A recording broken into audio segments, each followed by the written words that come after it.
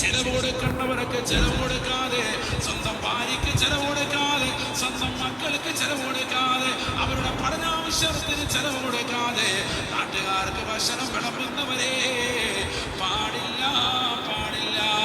ചില ആളുകളുണ്ട് അങ്ങനെ യുപിയിലേക്ക് കൊടുക്കാൻ തുനിയുന്നവർ, സമ്പത്ത് മുഴുവനും കാശ്മീരിലേക്ക് കയറ്റുമതി ചെയ്യുന്നവർ, സമ്പത്ത് മുഴുവനും മറ്റുള്ള പള്ളി പണിയാൻ വേണ്ടി തീരുമാനിക്കുന്നവർ.